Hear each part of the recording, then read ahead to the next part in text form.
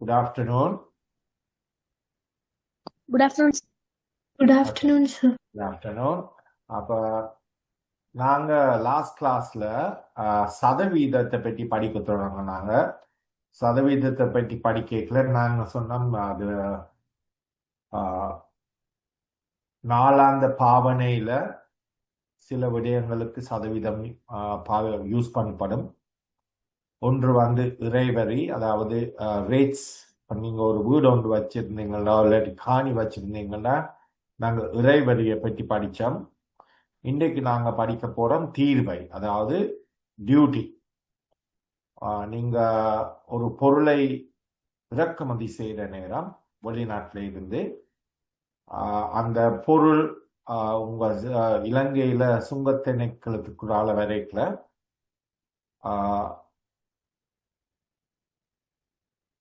அத இறக்குமதி செய்யற கம்பெனி இலங்கையில அரசாங்கத்துக்கு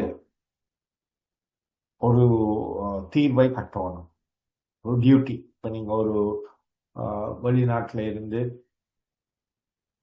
ஒரு குளிர் சாதன பெட்டி இறக்குறீங்கன்னா சுங்க திணைக்களத்துக்குறால கொண்டு வரைக்கல, சுங்க திணைக்களம்னா கஸ்டம்ஸுக்குறால கொண்டு வரைக்கல அந்த குளிர் சாதன பெட்டிக்கு ஒரு தீர்வை அறவிடப்படும் சுங்க திணைக்களத்தால். இப்போ உங்களோட குளிர் சாதன பெட்டி வந்து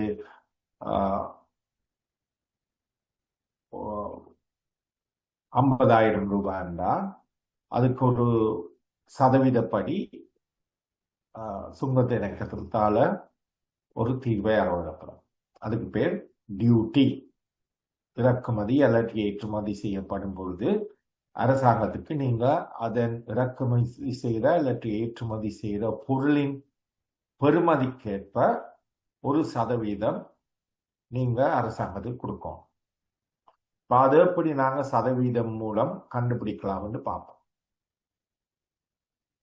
இதுல விளங்கப்படுத்திருக்கிறதான் சில பொருட்களை இறக்குமதி செய்யும் பொழுது எல்லாத்தையும் ஏற்றுமதி செய்யும் போது அவற்றின் பெருமானத்தின் ஒரு பகுதியை அரசாங்கத்திற்கு வரியாக செலுத்தல் வேண்டும். அந்த அறவிடப்படும் வரி வந்து தீர்வை எனப்படும். இதுல ரெண்டு உதாரணங்கள் கொடுத்திருக்கிறேன். முதலாவது உதாரணத்தை பார்ப்போம். ஒரு குறித்த வகை கடிகாரத்தின் இறக்குமதி பெருமானத்தில் 10% தீர்வையாக செலுத்தல் வேண்டும். ரூபாய் 5,000 பெருமானம் உள்ள ஒரு கடிகாரத்துக்கு செலுத்த வேண்டிய தீர்வையாது. அதாவது நீங்க ஒரு கடிகாரத்தை இறக்குமதி செய்ய போனா அதற்கு ஒரு தீர்வை, ஒரு டியூட்டி கட்டணும். இந்த கடிகாரத்தின் பெறுமதி வந்து 5,000 ரூபாய். டியூட்டி எவ்வளவு, தீர்வை எவ்வளவு? இந்த உதாரணத்தின் படி 10%. ஆகவே 5,000 ரூபாய் பெறுமதியான ஒரு கடிகாரத்தை நீங்க இறக்குமதி செய்தீங்கன்னா அதன் 10% தீர்வையாக கட்டணும். அதன் தீர்வை எவ்வளவு, அதன் டியூட்டி எவ்வளவு? 5,000 ரூபாய் தர 10%. 10% நாங்க சதவீதம் படிச்சிட்டோம், 10/100. ஆகவே அதன் தீர்வை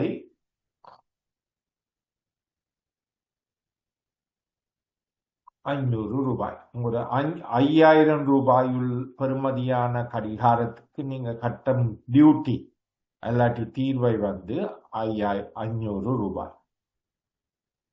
இரண்டாவது உதாரணம். ஒரு மோட்டார் வாகனத்தை இறக்குமதி செய்யும் போது அதன் பெருமானத்தில் 60% தீர்வையாக செலுத்த நேரிடுகிறது.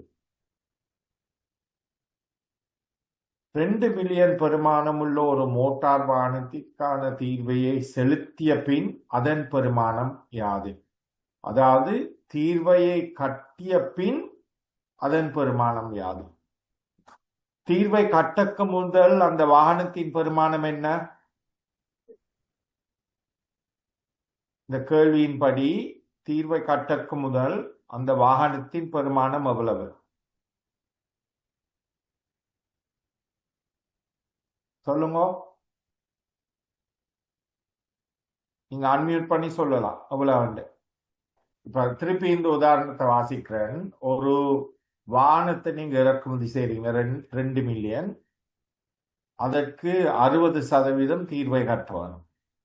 அந்த தீர்வை கட்டிய பின் அதன் பெருமானம் என்ன? அப்ப நீங்க இறக்குமதி செய்யற வாகனத்தின் பெருமானம் என்ன? எவ்வளவுக்கு நீங்க இறக்குமதி செய்றீங்க? அதான் நான் உங்கள்ட்ட கேட்கிற கேள்வி அது. எவ்வளவு இந்த பெருமானத்துக்கு வாகனத்தை நீங்க இறக்குமதி செய்றீங்க?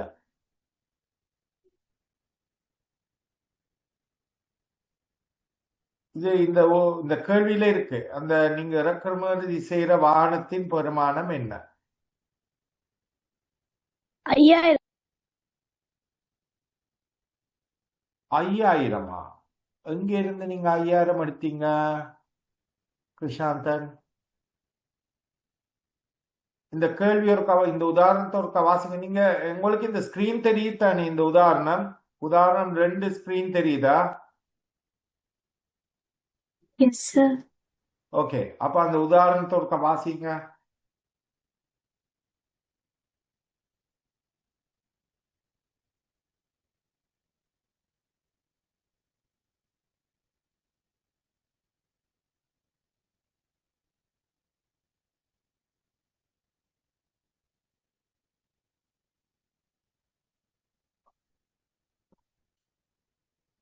வாசிட்டீங்களா? இப்ப சொல்லுங்க, நீங்க இறக்குமதி செய்யற வாகனத்தின் பெருமானம் என்ன?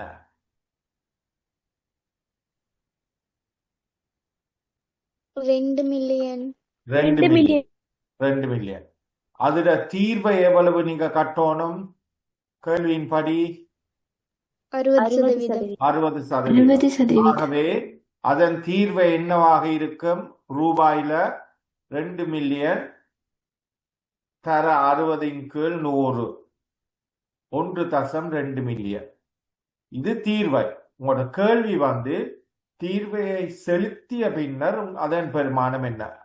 அப்ப தீர்வைக்கு முதல் பெருமானம் எவ்வளவு? 2 மில்லியன்.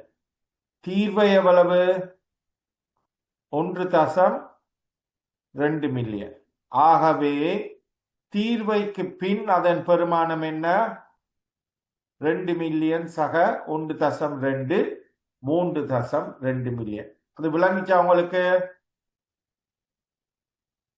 ஓகே, இதே முறைய நாங்க இன்னொரு விதத்திலையும் கணக்கெடுக்கலாம். அதாவது நான் அந்த விளக்கத்தை இன்னொரு உதாரணத்தில் வழங்கப்படுத்துறேன்.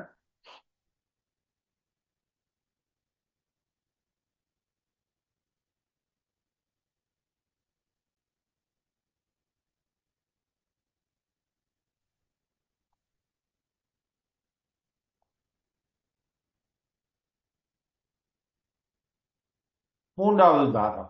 இலங்கையிலிருந்து மத்திய கிழக்கு நாடுகளுக்கு 3 லட்சம் பெருமானமுள்ள பலத்தொகை ஒன்றை ஏற்றுமதி செய்யும் பொழுது இலங்கை சுங்கத்தினால் அறவிடப்பட்ட தீர்வை 18,000 எனின் ஏற்றுமதியாளர் செலுத்த நேரிட்ட தீர்வையின் சதவீதத்தை காண்க. அப்ப நீங்க எவ்வளவு பெறுமதியான பொருளை நீங்க ஏற்றுமதி செய்றீங்க? இந்த உதாரணத்தின்படி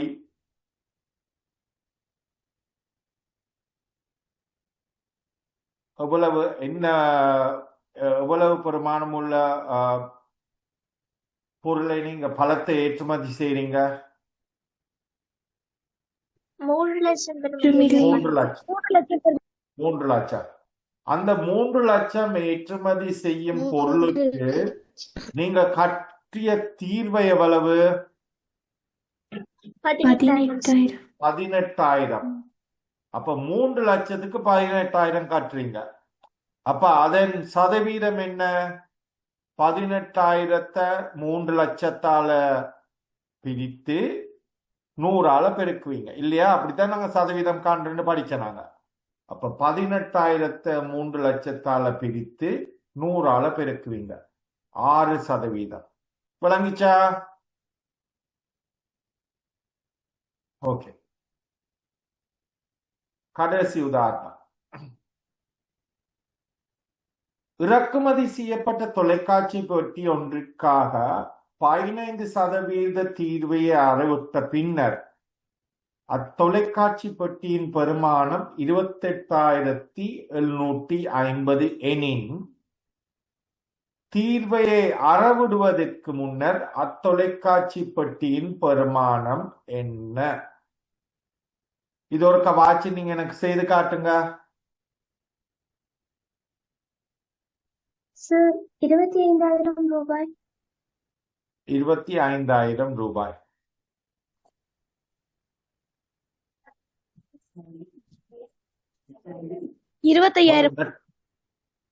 எவ்வளவு கிருஷாந்தன்? 25,000. ஓகே, இப்ப பாப்போம் புரியுங்க. உங்களுக்கு தெரியாதது உங்களுக்கு தேவையானது தொலைக்காட்சியின் பெருமானம் இல்லையா? அதுதான் தெரியாதது. அதை நாங்க 100% என்று வச்சிருப்போம். அப்ப 100% தான் உங்களுக்கு தேவையானது. ஒரு பொருளின் விலை 100% என்றா அதன் தீர்வு எவ்வளவு? இதுல ஒரு பொருளின் விலை 100 என்றா அதன் தீர்வு எவ்வளவு?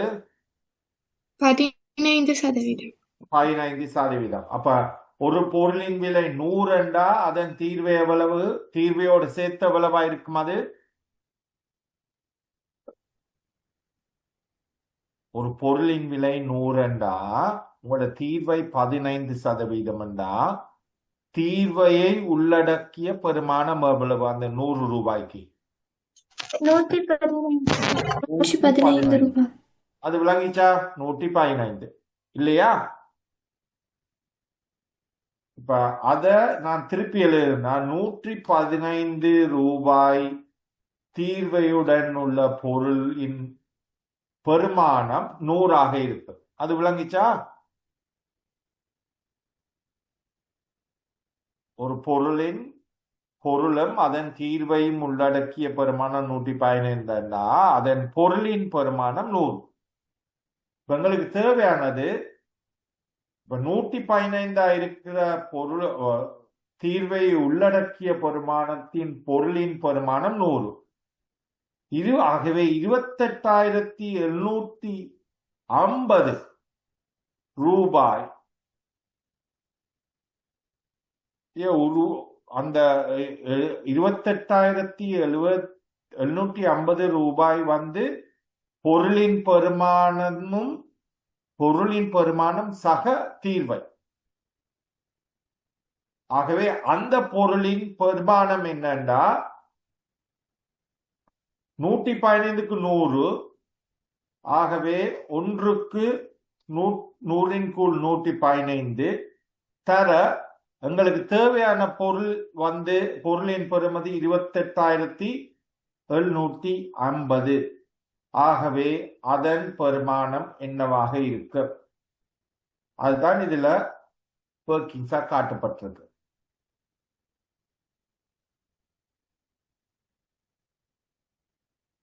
$28,750 100ன் கீழ் 115 25,000 ரூபாய். அது விளங்கிச்சா?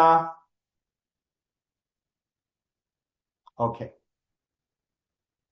தீர்வையில உங்களுக்கு ஏதாவது கேள்வி இருக்கா? நான் உங்களுக்கு ஹோம்ஒர்க் தருவேன். ஆனா தீர்வையில உங்களுக்கு இப்ப கேள்வி இருக்கா? ஏதாவது டவுட்? தீர்வை என்றா என்ன? ஏற்றுமதி இறக்குமதி செய்ய போற நேரம் நீங்க கட்ட வேண்டிய தொகை, அதுல உங்களுக்கு ஏதாவது கேள்வி இருக்கா? இல்ல. அப்ப முதலாவது நான் படிச்சது இறைவரி. இன்றைக்கு இப்ப படிச்சது தீர்வை. மூன்றாவது பாவனைக்கு நாங்க சதவீதத்தை பாவிக்கிறது வருமான வரி, இன்கம் டேக்ஸ். வருமான வரி என்ன? இப்ப நீங்க படிச்சு வேலைக்கு போறீங்க. வேலைக்கு போற நேரம் உங்களுக்கு உங்களோட வேலைக்கு ஒரு வருமானம், ஒரு சம்பளம் கிடைக்கும். அந்த சம்பளம் ஒரு அளவுக்கு மேலே இருந்தால், அந்த நீங்க எடுக்கிற சம்பளம் ஒரு அளவுக்கு மேலாக இருந்தால், அந்த மேலாக இருக்கிற அமௌண்ட்டுக்கு பெறுமதிக்கு நீங்க அரசாங்கத்துக்கு ஒரு வரி கட்ட வேணும். அதுக்கு பேர் ஆங்கிலத்துல இன்கம் டேக்ஸ். Income tax. நீங்க உங்களுக்கு வார வருமானத்தின் ஒரு பகுதிக்கு நீங்க வரி கட்ட வேணும். அந்த வருமானம் நீங்க வேலை செய்து சம்பளம் உழைக்கிறதாக இருக்கலாம், அல்லாட்டி நீங்க ஒரு வியாபாரத்தை நடத்தி அதன் மூலமாக கிடைக்கிற வருமானத்துக்கு ஒரு வரி கட்டுறதா இருக்கலாம். சரியா? அதுக்கு பேர் வருமான வரி, ஆங்கிலத்துல இன்கம் டேக்ஸ் என்று சொல்லுவோம். அப்ப இந்த வருமான வரி எங்கட தீர்வை போல இல்லாம, தீர்வுன்னா டியூட்டி. டியூட்டி என்ன 1%. ஒரு ஒரு பொருளை இறக்குமதி செய்தீங்கன்னா அதுக்கு 5%, இல்லாட்டி 10%, இல்லாட்டி 15% என்று ஒரு தீர்வை கட்டுவீர்கள். வருமான வரி அப்படி இல்லை. வருமான வரி உங்களுக்கு கிடைக்கிற வருமானத்தின் அளவை பொறுத்து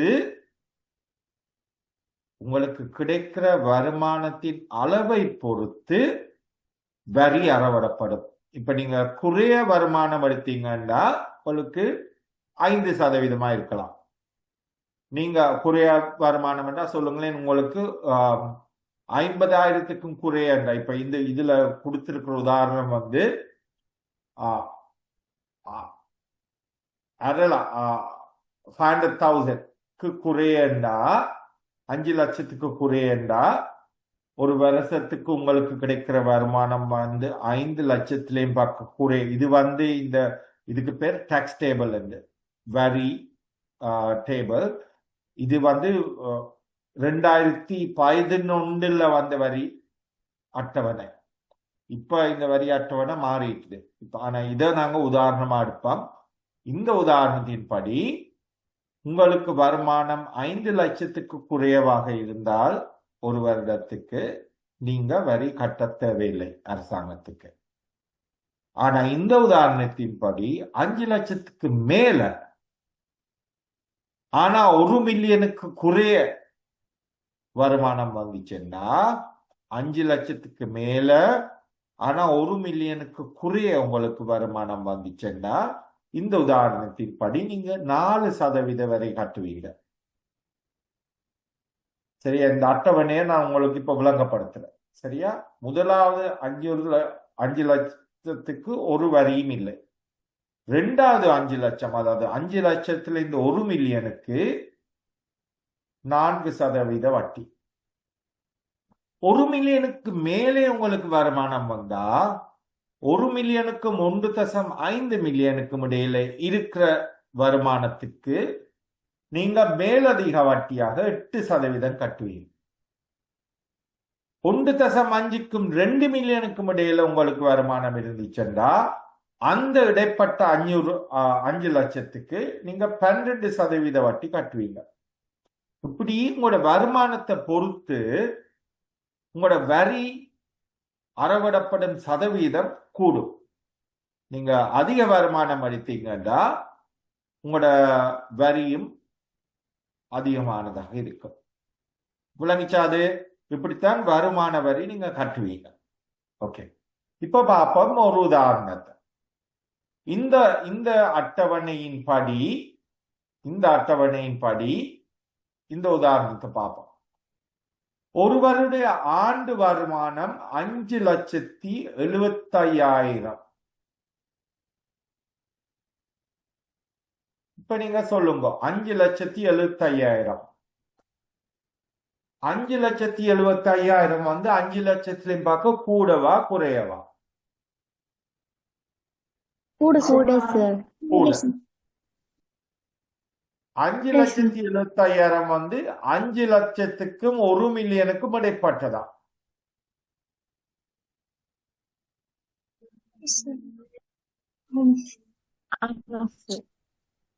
5,75,000 இது ரெண்டுக்கும் இடைப்பட்டது. அப்ப இந்த அட்டவணையின்படி 5,75,000 சம்பளம் உழைக்கிறதுண்டா முதல் 5 லட்சத்துக்கு வரி அறவிடப்படுகிறதா?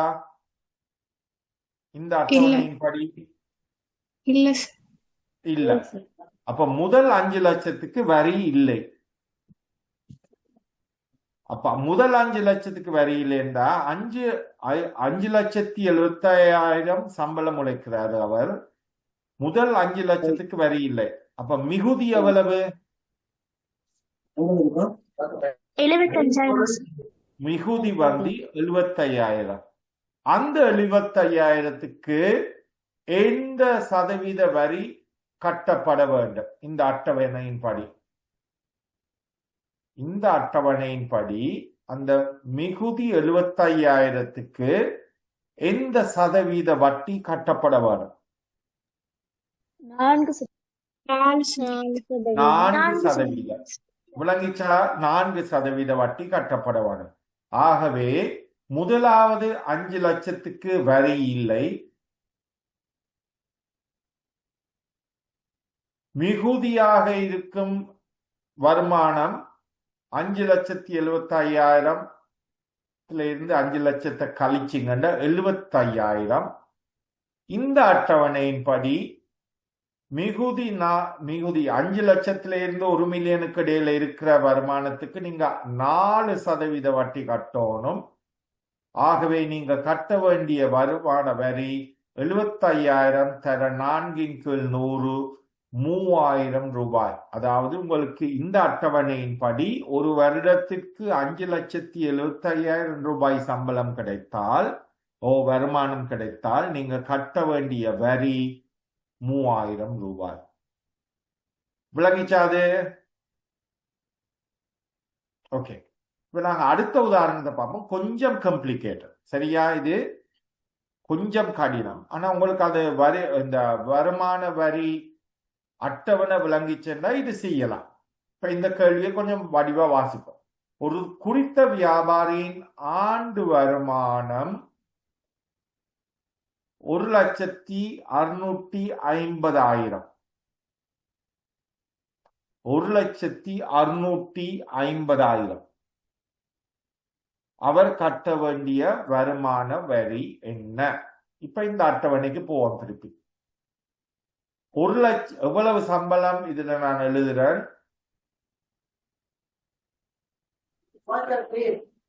சம்பளம் 1,650,000.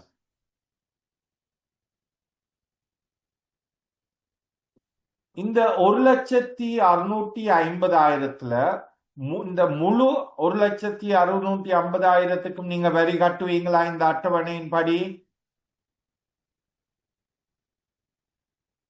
இந்த முழு வருமானத்துக்கும் நீங்க வரி கட்டுவீங்களா? இல்ல. வரி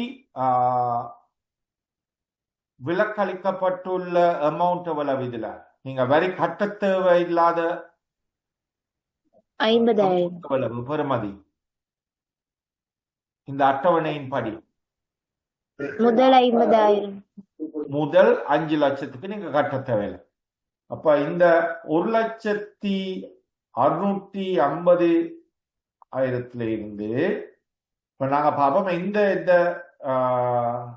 அமௌண்ட்டுக்கு வரி கட்டணும். இதுல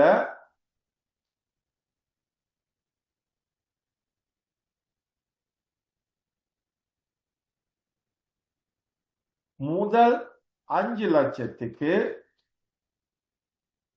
வரி உள்ளதா? இல்லை. 0.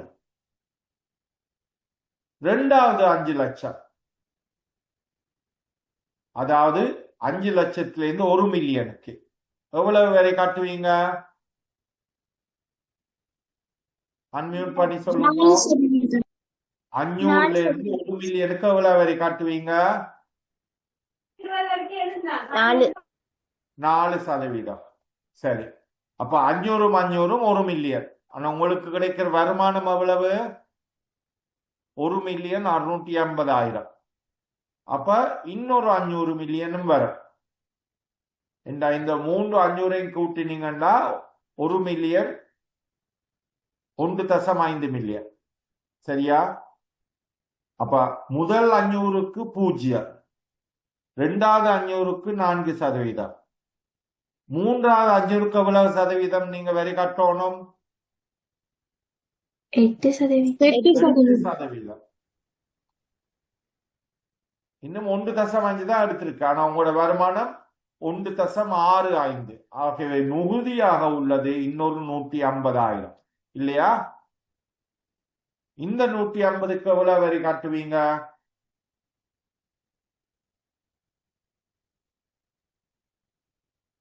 மிகுதி 150, 12%. 12% வரி கட்டுவீங்க. அது விளங்கிச்சா உங்களுக்கு? ஓகே, இது உங்களுக்கு விளங்கிச்சா? இந்த உதாரணத்துல இதுல உங்களுக்கு தெரியும். இப்ப இந்த உதாரணத்துல நான் என்ன காட்டியிருக்கேன்டா, முதலாவது 5 லட்சத்துக்கு வரி இல்லை, ரெண்டாவது 5 லட்சத்துக்கு நாங்க பார்த்தாங்க 4% வரி, அது 20,000. மூன்றாவது 5 லட்சத்துக்கு நீங்க 8% வரி, அது 40,000. மிகுதியா உள்ளது 150,000. அதுக்கு கட்டப்பட வேண்டிய வரி 12, பெறுமதி 18,000. ஆகவே நீங்க 1,650,000 வருமானம் எடுத்தால் நீங்க கட்ட வேண்டிய வரியின் முழு தொகை 20,000, 40,000, 18,000, 78,000 ரூபாய் நீங்க வரியாக கட்ட வேண்டும், வருமான வரியாக. விளங்கிச்சாது? Okay, good. நாங்க இந்த வேல்யூ ஆடட் டாக்ஸுக்கு பேர்ந்து வருவோம். இப்ப இந்த உதாரணத்தை இப்ப நான் இதுல கொஞ்சம் உதாரணம் கொடுத்திருக்கிறேன். இதுல முதலாவது உதாரணத்தை எனக்கு செய்து காட்டுங்க. இந்த விட சார் 750 ரூபாய். 750 ரூபாய். 750 ரூபாய். அதாவது உங்களுக்கு வீட்டின் மதிப்பு 15,000 ரூபாய்.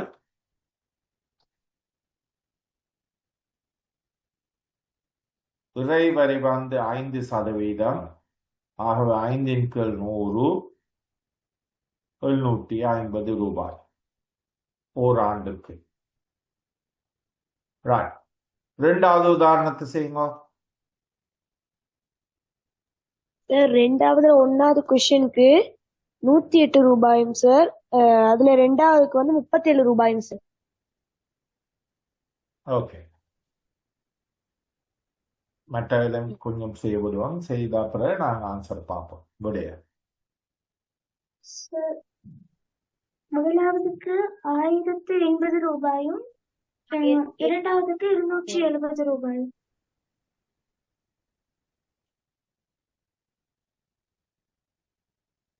சார் முதலாவதுக்கு 1080, ரெண்டாவதுக்கு வந்து 270 ரூபாய். ஓகே, பார்ப்போம். கடையின் மதிப்பீடு வந்து 18,000. கேள்வியின்படி இறைவரி 6%. முதலாவது கேள்வி, ஓர் ஆண்டிற்கு செலுத்த வேண்டிய இறைவரியாகும். அப்ப 6% நீங்க ஒரு ஆண்டிக்கு கட்டணும். ஆகவே 6/100, 18, 180 தர 6 எவ்வளவு?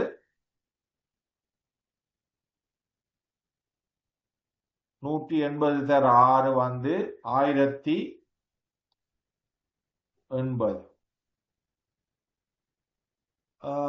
யாருக்கு முதல் 180 என்று விட வந்தது? கிருஷாந்தனுக்கா இல்ல துஷனுக்கா?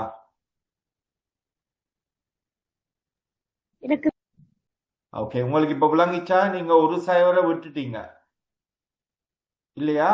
ஓகே, அது ஒரு ஆண்டிற்கு கட்ட வேண்டிய இறை. ரெண்டாவது கேள்வி, ஒரு காலாண்டிற்கு செலுத்த வேண்டிய வரியாது. இது ஒரு ஆண்டுக்கு. அப்போ ஒரு காலாண்டுக்குண்டா இதை 4ஆல பிரிக்கிறோம்னா ஒரு காலாண்டாகும். அது 270 ரூபாய். விளங்கிச்சா? ஓகே.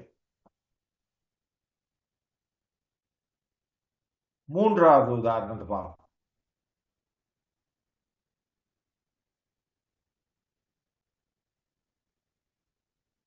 ஒரு நகர சபை எல்லைக்குள்ளே இருக்கும் ஆண்டு வருமானம் 18,000 என மதிப்பிடப்பட்டுள்ள ஒரு வீட்டிற்காக ஒரு காலாண்டிற்கு செலுத்த வேண்டிய இறைவரி 270 எனின் நகர சபை அறவிடும் இறை சதவீதத்தை காண்க. கண்டு சொல்லுங்க எனக்கு. 6% சார். 6%. 6%. இப்ப ஒரு காலாண்டிற்கு ஓகே 6%. ஒரு காலாண்டிற்கு கற்ற வரி எவ்வளவு? 270. ஆகவே ஒரு வருடத்துக்கு கட்ட வேண்டிய வரி எவ்வளவு? ஒரு காலாண்டிற்கு 270 என்றா ஒரு வருடத்துக்கு எவ்வளவு கட்டுவீங்க? 1080. 1080. 1080 தான் நீங்க கட்டுற வரி. ஆகவே அதன் சதவீதம் 1080 18,000 வகுத்தால் வகுத்து 100ஆல பெருக்குனா உங்களுக்கு கிடைக்கும் 6%. இது விளங்கிச்சா? ஓகே.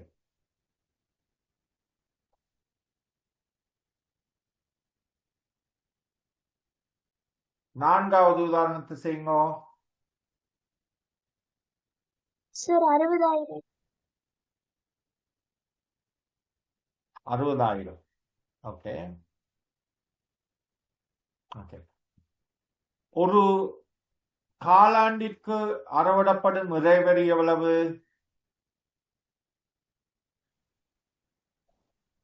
எவ்வளவு அறவிடப்படுது? 1,800 ரூபாய் சார். 1,200 ரூபாய். 60. ஆகவே ஒரு வருடத்துக்கு அறவிடப்படும் இறைவரி எவ்வளவு? 4,800 ரூபாய் சார்.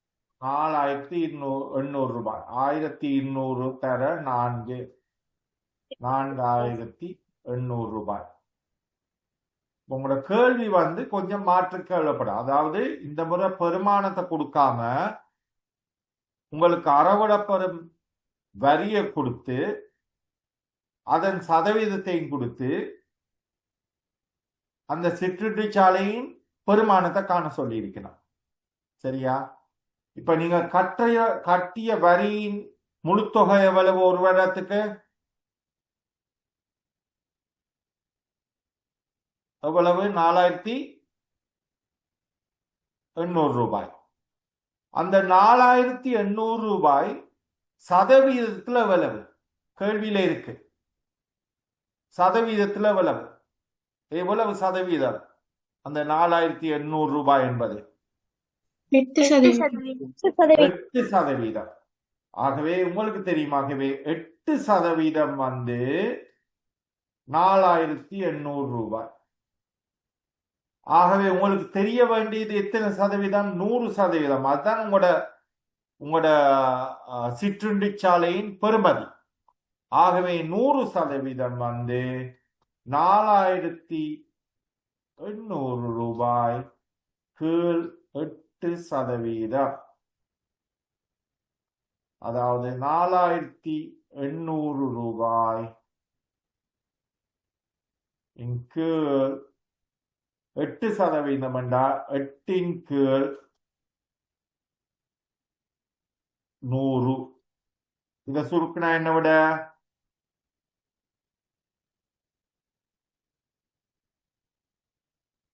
சுருக்குனா என்ன விட வருது உங்களுக்கு? 60,000 வருதா? விளங்கிச்சா அது? ஓகே. உங்களுக்கு டைம் ஆயிட்டுது. நான் இந்த கிளாஸை இதில் நிப்பாட்டிட்டு உங்களுக்கு அந்த குரூப்ல மற்ற நான்கு இந்த 4 உதாரணத்தை கேள்வியிலையும் போடுறேன் ஹோம்ஒர்க்கா. அடுத்த கிளாஸ்க்கு நீங்க வரைக்கலாம் செய்யிட்டு வரோம்.